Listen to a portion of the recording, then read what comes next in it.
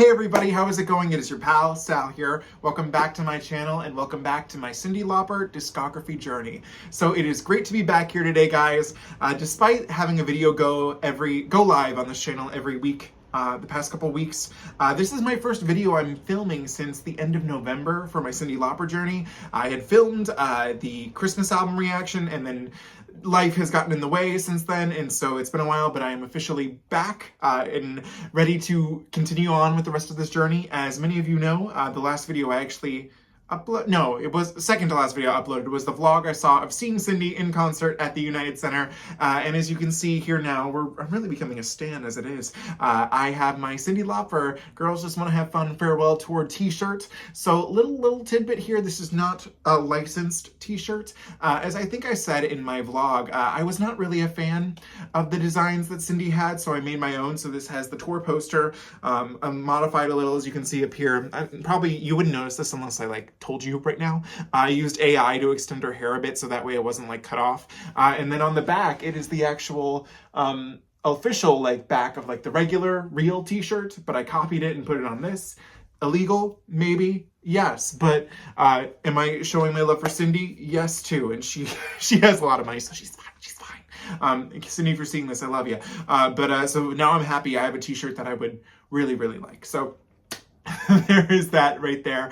And anyways, and as you can see also behind me, I now officially own the vinyl for Merry Christmas, Have a Nice Life, and this pressing is gorgeous. In fact, I'm going to take it out real quick because I think it deserves to be seen. So here we go. Hang on, let me... Oh, look at this thing. Isn't that gorgeous? Beautiful. Stunning. I love it. So let me put this back in really quickly. And so anyways, guys, sorry for this little tangent at the beginning of the video here, but it's always important to get important things out of the way.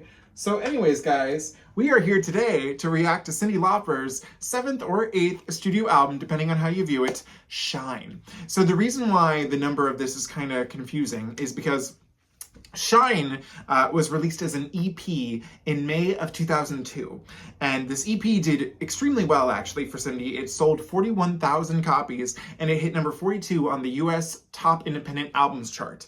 But there was a little caveat with that. It was set to be released by, the full album was going to come out after this EP, and it was going to be by Edel Records, and the label folded, meaning Cyndi was kind of in a situation of she couldn't really release it, and then vice versa and all that, and then the album leaked, and then she was like, well, screw it, I'm not going to release it. And then later in May of 2004, so 2 years after the EP dropped, she did release the full album. However, in between that time, she had also released her what I guess could be her 7th or 8th, again, it really depends, album At Last. So that's why the number for this is kind of convoluted, and why the release of this is very convoluted. In fact, when I started doing this journey, a lot of people had asked me, are you going to do the full album for Shine? And I said, well, I'm definitely not doing just the EP. Unfortunately, the full album is not available on streaming, but the internet is a powerful place, and so I was able to get my hands on the full album. I would love to purchase the full album if I could, but unfortunately, as I said, it was only released in Japan, the full album, and it goes for $60 and above to get it imported on Discogs from Japan. So I really don't want to pay that much money. I'd love to. Don't have the funds for that right now. Just spent money on seeing her in concert, so there's that. But anyways, I'm excited to be back. This is an album that a lot of you have told me you're gonna really like. Yeah, I can't wait till you get to this one. This and Bring It to the Brink, I believe, are our last two full bodies of work by Cyndi that are original material. The rest are either covers or it's that acoustic album. So either way, I'm excited to be here. I'm excited to be with you guys again. And there was one single from this album, which was Shine. And according to what I could find, it didn't have any chart information. But from what I'm gather, it was well liked because she did do this in the concert. So what is our first song? I believe it's Shine. So anyways, we're gonna get started with the album. Sorry that this intro has been very, very messy. But we're gonna begin with track number 1, which is Shine, which I have heard because of the concert and because of the set list. I do find this song kind of funny. I'm excited to actually get to look at the lyrics this time, because I just, being at the concert, all I remember is it's the little interlude, and the next thing you know, Cyndi's coming out, she's like, Shine!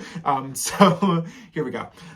This video might be a little harder to make for moi because it's not, as I said, the full album is not on Spotify, so the lyrics aren't like time marked to the exact song. So we just bear with me here today, okay?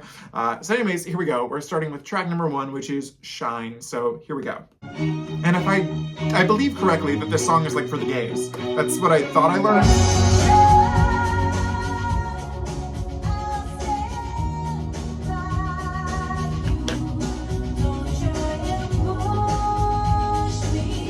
There's that shine at the beginning.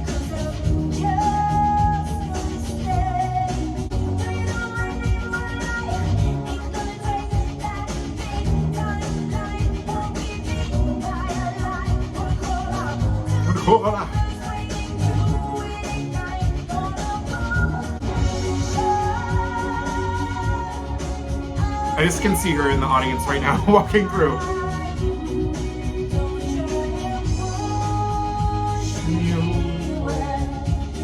Okay, that was Shine, and as we've discussed, I've heard it before again because of the tour, the set list, yada yada yada. But it was really nice to actually, look at the lyrics and now get to know the lyrics because, as we know, now I get the chance to listen to this a lot more because I kind of put a halt on listening to the set list after I started the videos. But this song is fantastic, and I kind of wish that I hadn't heard it before I did this because I feel like this is, I'm kind of here, I'm like, okay, I kind of know it. But this is a really, really good opener for the album. It's really big, it's really bold. And it's a very profound, well, I don't know if, it is a profound statement, but, it's a simple one too. It's like, I know that you shine and don't do anything that'll make you stop from shining because you're going to keep shining and I'm going to make sure that you keep shining.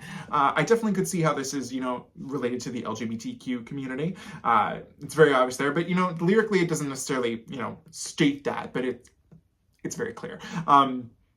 It's a very good, powerful song. According to what I could find, there was also a bunch of remixes made for this. So I imagine, if I haven't heard the remixes, but I imagine they were probably popular in the club. So I would love to hear those. The single cover for this is really funny. For the remixes, I should say. And but yeah, good opener. I'm excited to hear where we're headed from here. And yeah, track number 2. It's Hard to Be Me. Okay.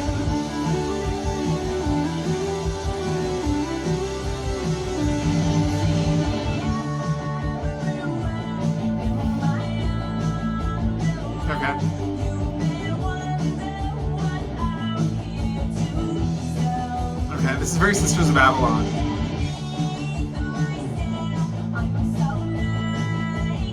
I like this vocal. It almost doesn't sound like her, it's so cool.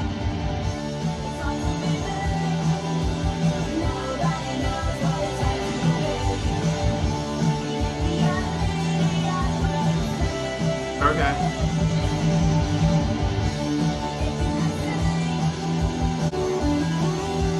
Okay.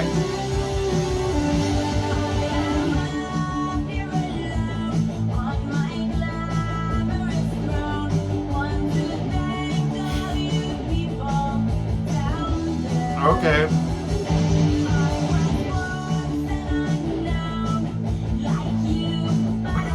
Oh shit.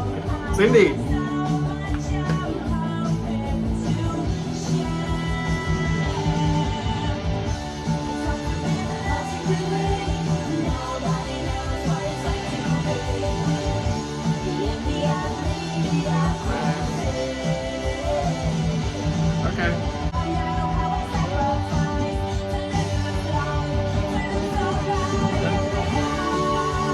Like a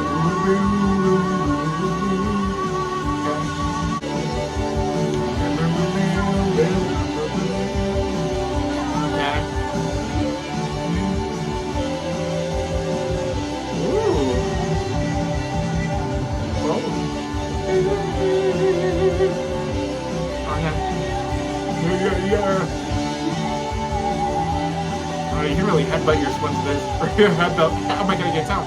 Headbutt yourself to this. Okay, Cyndi.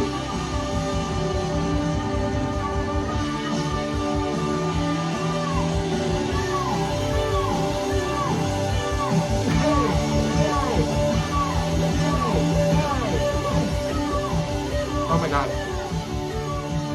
Okay. Wow. We've definitely come a long way from the girl who was so unusual. First of all, so many things. I love the vocal on this. It's just a very different vocal from Cyndi that I really, really liked. Production-wise, it's again, I should have mentioned this in the beginning, but this is our first album of the 2000s, so we're in the 2000s era. Which is, cool. So it has that good, like, late 90s, early 2000s, like, kind of punk rock sound, which I really liked. And then the boom, boom, boom, what is that, like a synthesizer? I don't even know. But, yeah, and then lyrically, I guess this is a response to, like, the critics, because they don't know. They do not know what it's like to be Cyndi Lauper. And it's much harder than it looks, which I truly believe. Especially after seeing her in concert. She seemed like a really interesting person, like, to know. So I can't wait to actually watch... that documentary, let the cage bird sing or something, let the canary sing. That's my answer, the cage bird. So I would like to see that. I do want to read her memoir, but I'm in the process of reading Cher's memoir at the moment, and unfortunately, Cyndi's memoir does not have an audiobook, and that really helps me. I mean, not to say that I can't read, but I can allot more time to an audiobook at work, especially. But hey, all in good time, all in good time.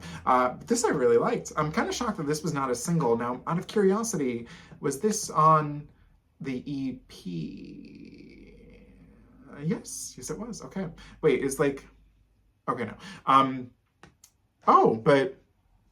Okay, wait. The track It's Hard to Be Me was penned about Anna Nicole Smith. Smith attempted to buy it as the theme song for her reality show, but Lauper declined. In 2010, Lauper did allow independently produced television pilot Hard to Be Me use the track for the theme song, and she used it for her own reality show. Okay, hey, well, this could be a fun little TV intro. Interesting that's about Anna Nicole Smith. I could see how it's, well, because, okay, wait. I'm not too familiar with Miss Anna Nicole Smith.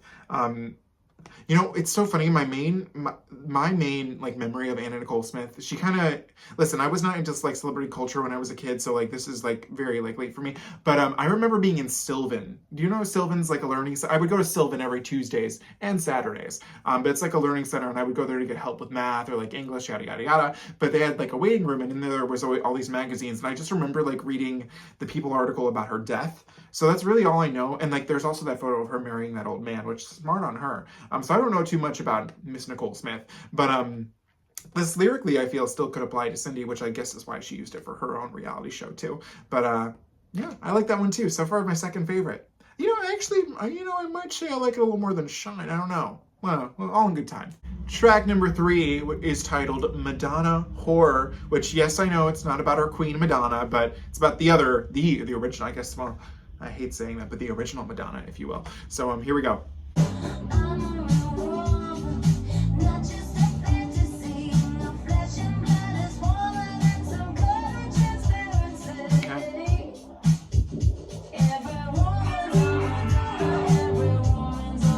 Okay.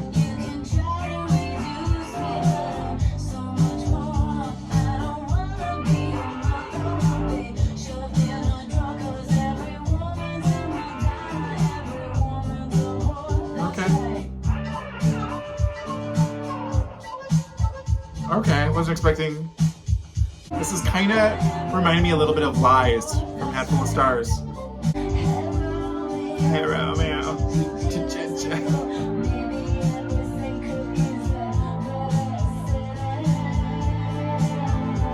Okay, that was Madonna Horror. And what's really cool about this one is that lyrically, it reminded me of Sisters of Avalon. Production-wise, it was reminding me of Hatful of Stars. And I also enjoyed like the pipes that were coming in; those were really fun too. But just like I love this. Like Cyndi's like, no, I'm not just gonna be your what was the exact lyric? I don't want to be your mother, just shoved in a drawer. Which is funny because she is a mother, but okay, it's fine. She's not talking to her kid, that's for sure. You can try and reduce me, but she's so much more. Every woman's a Madonna. It's really cool though. It's like the weird mixture of the two. It's like, again, this song to me was kind of like if those two albums had a baby. I liked it. It was a little something funky. Track number 4, Wide Open. Okay.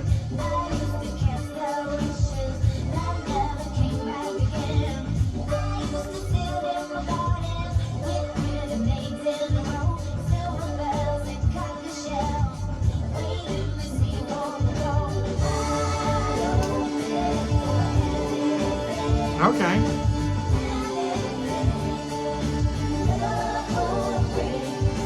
Wide open for anything.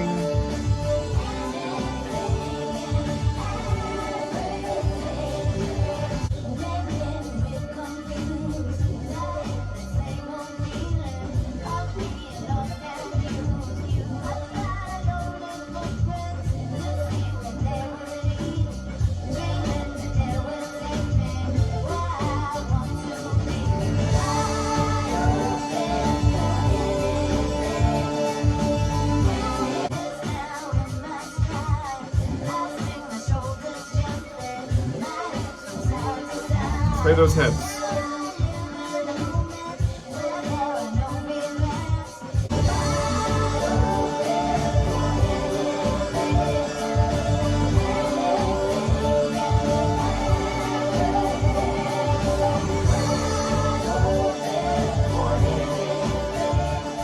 Okay, that was Wide Open. And again, I'm getting a little more, this one's to me more Hatful of Stars-ish. I feel like you could have put this on Hatful of Stars and it would have fit in really nicely, actually. I also loved with this one that it had like a little bit of a country twang to it, which again, like with Feels Like Christmas is that country twang. So I'm loving this, so I'm really liking this. And lyrically, this just talks about like a young Cyndi Lauper, I imagine, like the era of she was when, you know, during Silas Pigeons, like a little girl. And, where she just basically was just waiting for her life, you know, kind of wait, you know, the word to steal from Tangled, to waiting for her life to begin, but letting anything, she was wide open to let anything take her, anything like consume her, you know, bring her out into the world. And I like that. It's kind of cool to see her looking back in that era of her life, and then she gets to like now, and she's like, you know, I have an air of confidence in my stride. I swing my shoulders gently. She's got like, she's a free woman. Yeah, another good piece. Track number 5, Rather Be With You.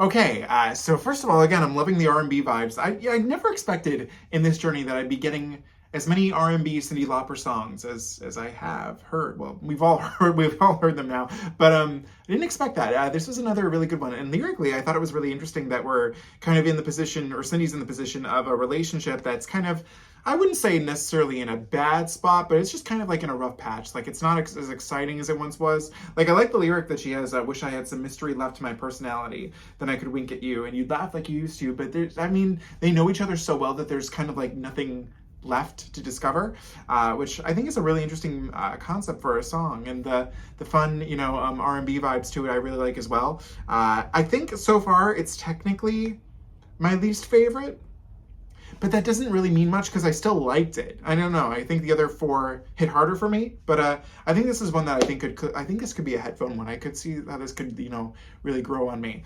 But I like that one too. Track number 6, we have a song we know and love, Who Let in the Rain, which was decided to be tacked onto this for some reason.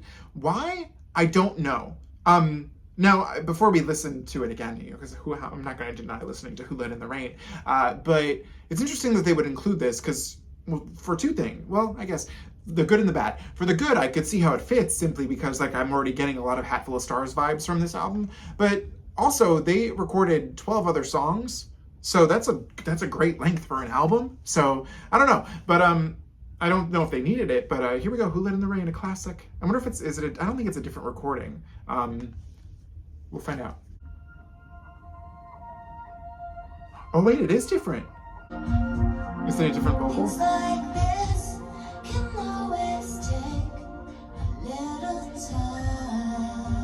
I think it's the same vocal, but just a new production.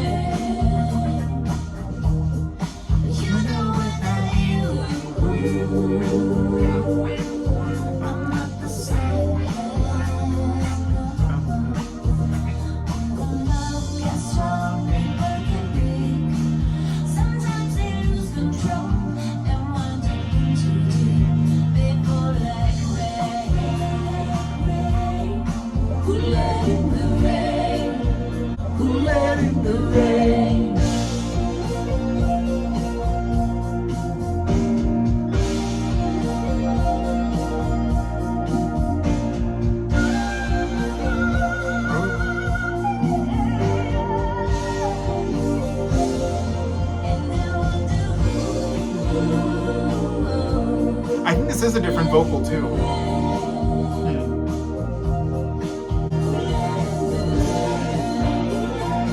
Who let in the rain?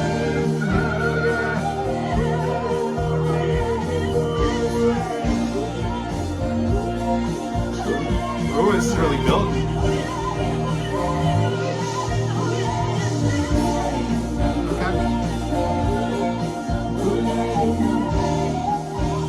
Okay, so wow, wasn't expecting that. So this was a different version of Who Let in the Rain. We'll label it as the 2004 version. In fact, in my iTunes, I've actually already just did that. Wow, okay. So, you know, at first, I wasn't loving, well, I just didn't, the new production wasn't really, you know, meaning much to me. But then when it was like building up towards the end, it was a little bit of a nicer, bigger build than the original studio version. So I kind of like that. It kind of reminded me of the live version that I just saw a couple weeks ago.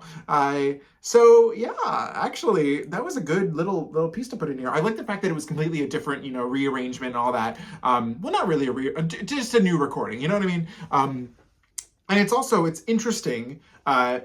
Putting this on here, especially right after Rather Be With You, because Rather Be With You is talking about a relationship that's kind of on the fritz, and then we can review this next song. As you know, it's over, it's done. The rain came in. Yeah, hey. That's actually kind of a shame that this is not on streaming now because of that version. But hey, Who Let in the Rain? Who knew?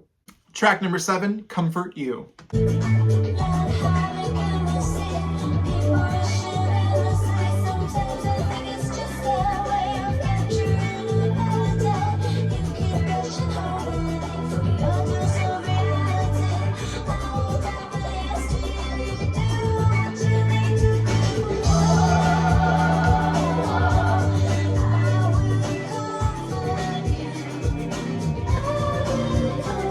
I like that.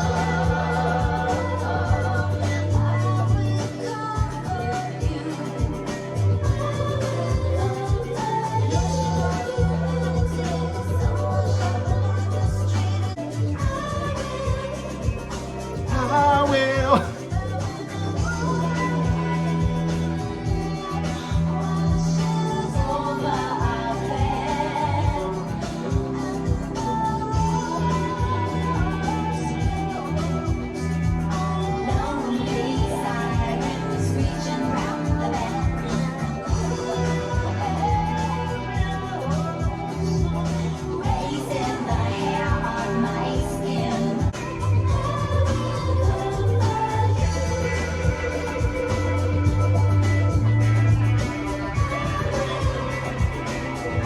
will. I will.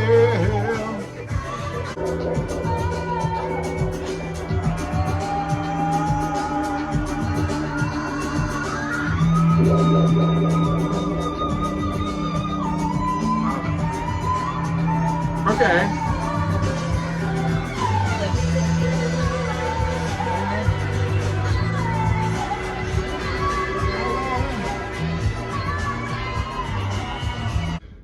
that was Comfort You, and I will not lie, I did not feel comforted by it. There was a lot of weird things happening here, and I don't know, this one wasn't really gelling for me. Easily my least favorite so far. The best thing about it was that weird vocal that she was doing. In fact, I want to hear that again, because it starts off really weird, then it turns into something so gorgeous, and I was like, Cyndi, yeah.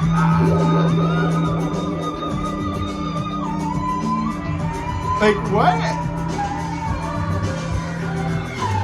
So I guess I can't hate it simply because of that vocal right there, but easily I think my least favorite one so far. It's interesting for a song called Comfort You. It sounds a little scary, a little creepy. I don't know. Maybe it's one that can grow on me. I didn't like hate it, but I'm like, this is, so far this is not my favorite one. Track number 8, Eventually.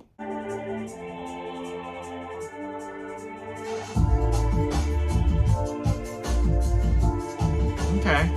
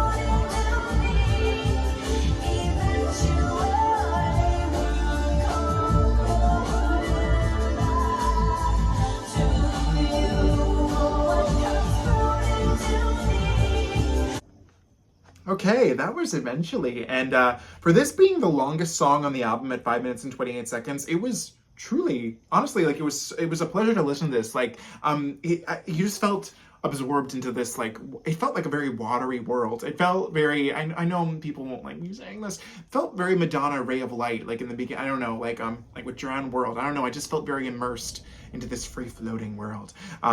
But it's interesting that she's talking about this codependent relationship, or interdependent relationship, as I should say, of her and this guy. And the guy doesn't seem to be all that good news. But it's interesting how within this song, she doesn't sound mad at the guy, but just that because they're so dependent on each other, like all the good is gonna flow, that goes through her, flows through him. But then I guess all the bad flows through, if she is bad, it flows to him too. And then if he is bad, it flows to her too.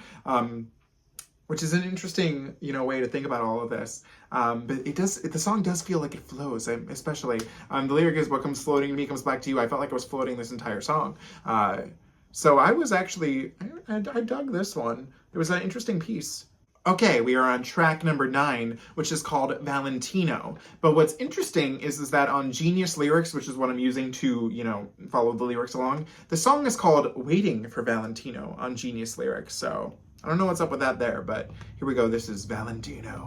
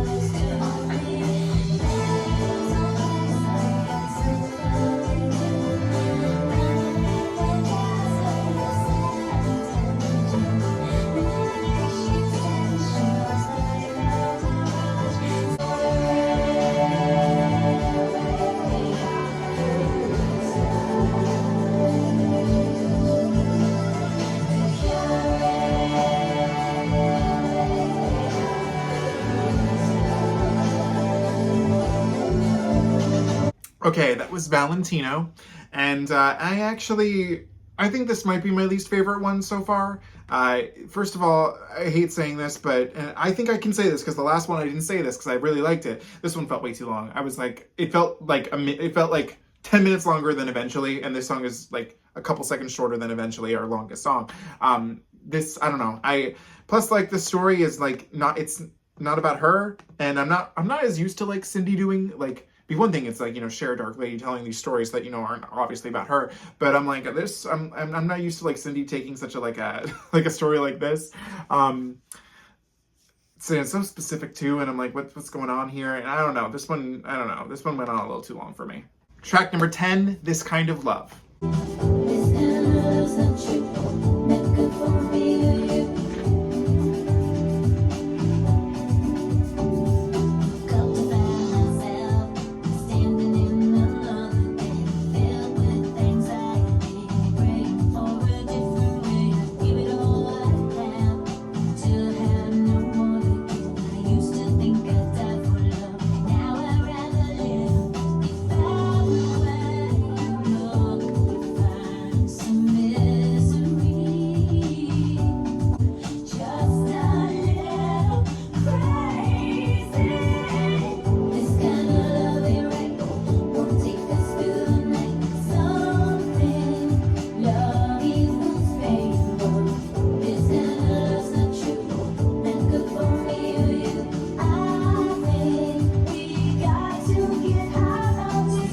Don't Let It in the Rain.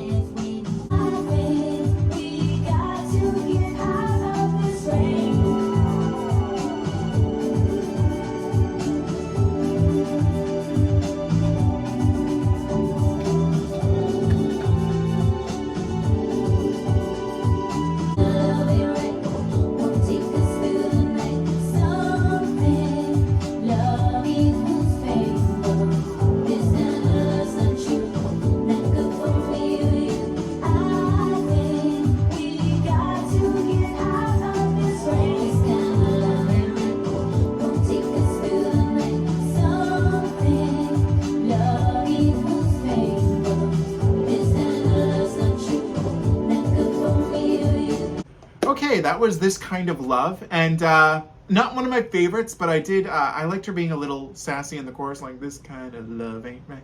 I don't know, that did it for me. It's interesting that she's saying basically that with this relationship that she's in, or maybe, I don't know, is it necessarily about a relationship? So I guess looking at it again, it is kind of about, well, it is about a relationship. But it's about needing to, like, you know, get out of that relationship and then just like moving on with your life. But yeah, I liked it. It's just, I don't know if it's gonna go down as one of my favorites. Track number 11, we have Higher Plane. And what's funny about this song is that it's just very like, I feel like they restate this a lot, like on Wikipedia, or it's probably just once, but on the CD, like the actual printing of the CD, it was misspelled as Higher Place, which I'm like, what? I'm like, how did that happen? Like, how do you let that happen? But the song is called Higher Plane. Here we go.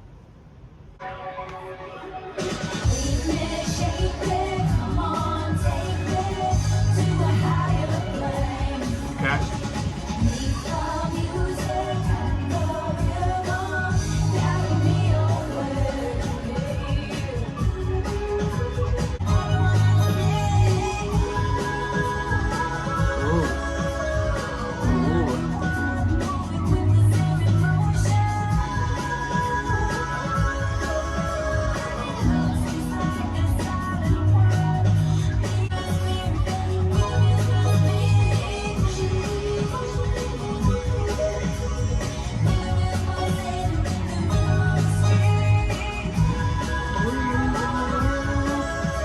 I love that.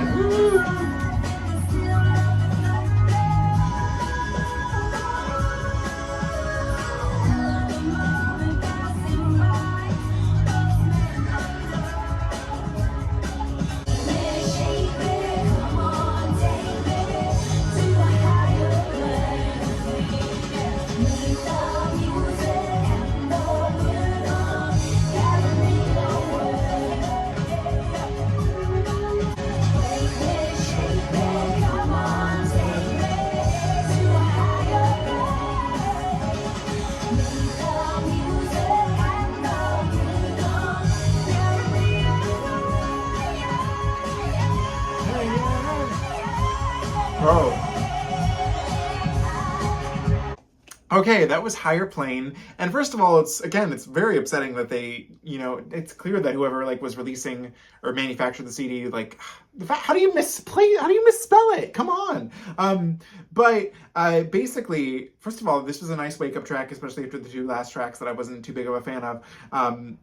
I will say that the best way I can sum up this song is that it's Cyndi Lauper's version of Diana Ross's Take Me Higher. Like, what's that song is the song, but they're not the same song, obviously, but they make me feel the same way.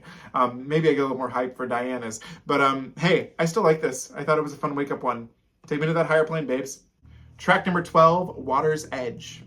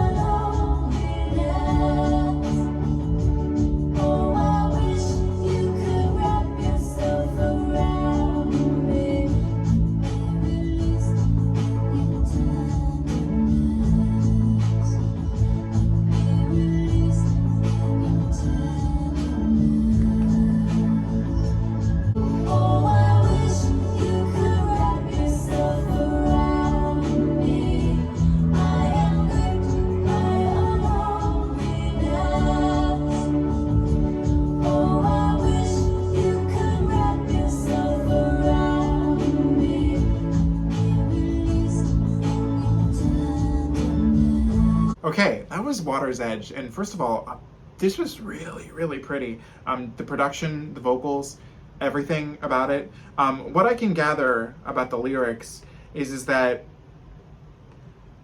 well, I guess it says it here, but it's like this is a person who is very sad, very lonely, and they're just longing for that connection that they just don't have.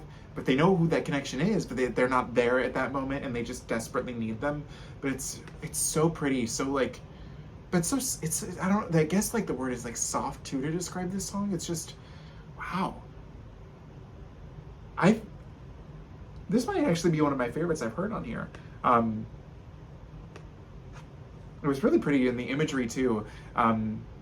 It felt like almost like, not the song itself, but you know how there's like the image from the True Colors album of her like up against that pool? I don't know why it was making me think of that. Like that was the picture I was having in my head. I don't know. But it was really pretty. Track number 13, the final track of the album, I Miss My Baby. Which after this last song I know she does. Okay.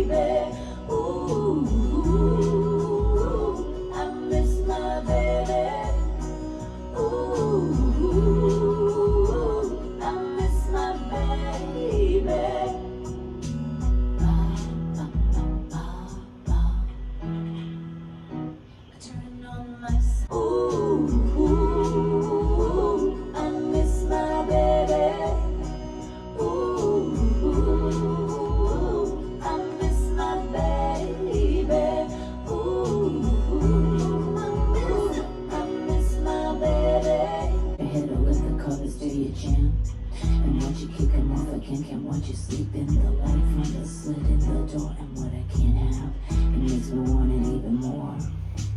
It makes me want it even more. Ba, ba, ba, ba, ba.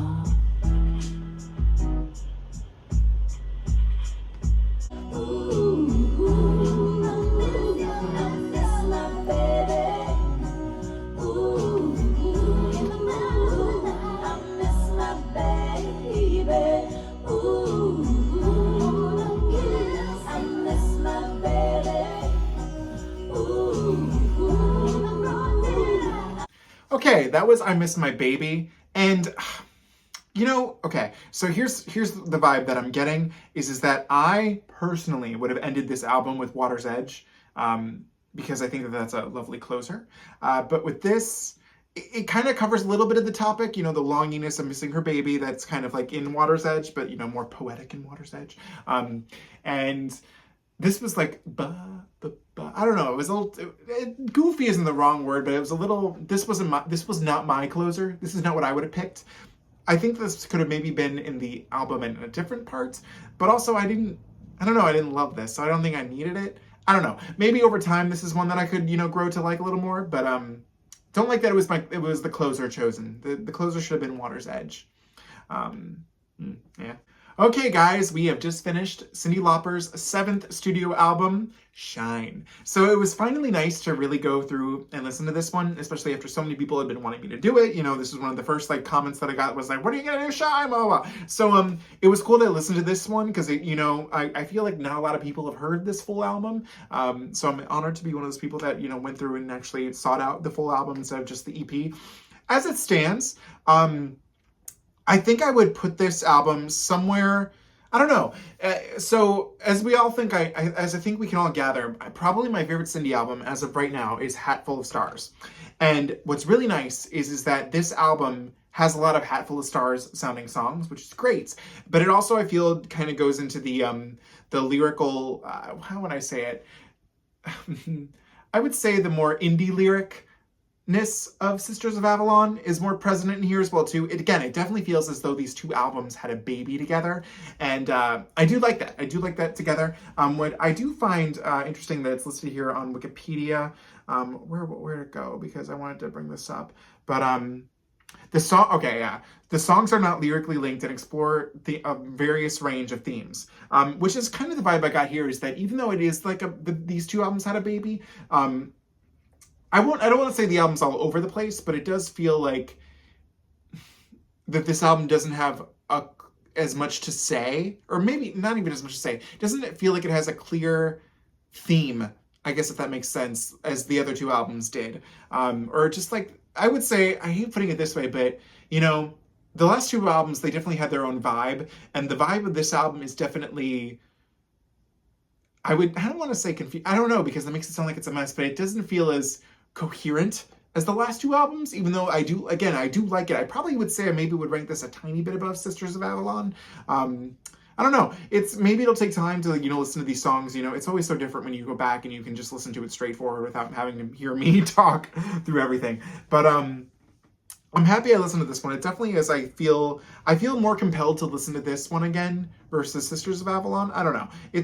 I'm in a weird place. But all in all, out of 13 tracks, I have likes to almost all of them, except for Comfort You, Valentino, This Kind of Love, and I Miss My Baby. One thing that I do find interesting, because this is similar to Sisters of Avalon, I feel like we get hit really hard with the first two songs, and then afterwards it kind of like, I don't feel hit as much with the rest of them. Although I will say this does have Higher Plane, which is a more, you know, upbeat track.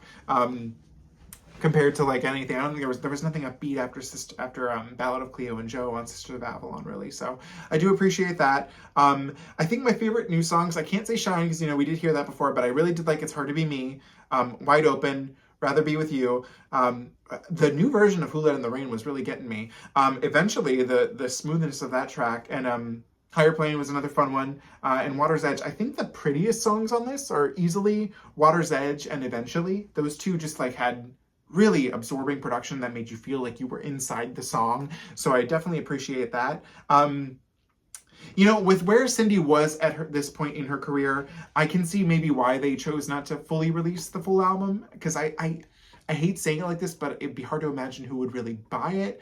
Although then again, the EP did really well, so it's hard to say. I don't know. It's a tough thing to say. But you know, the internet is a powerful place, so it's not like it's too hard to get your hands on it to listen to the full thing. It is a shame though that in this age of streaming, she hasn't put the full thing on Spotify or Apple Music or iTunes or anything like that. All you can get is the EP, and the EP only has 5 songs, technically 4, because the 5th song is a remix of Shine, but it just has the first 3 tracks, which are Shine, It's Hard to Be Me, and Madonna Horror, and then it ends with Water's Edge, which still a good ending, haha. At least with this EP, it technically ends on Water's Edge, because I would consider the remix a separate thing.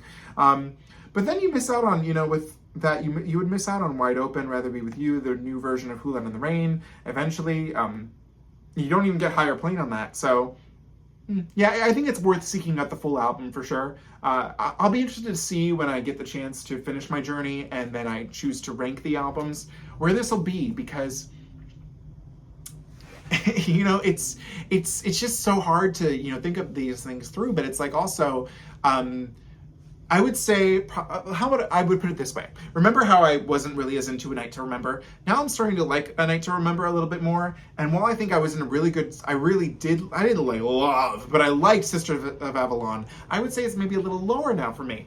But I don't know, Hatful of Stars keeps growing. So I don't know. We're going to have to see where it ends. But as a whole, I did enjoy listening to this. It was interesting to listen to an album that, you know, again, was not commercially released, besides, you know, just being in Japan. So I'm gonna leave it with that. What do you guys think of this album? Let me know in the comments below. As always, do not forget to comment, like, share, and subscribe. You can follow me on Instagram at Salvador J. Rocha, X at Sal Says Stuff, and TikTok at SalRocha1. And I will see you next time when we react to Cyndi Lauper's album At Last. So until then, have an amazing day and keep on shining. Bye.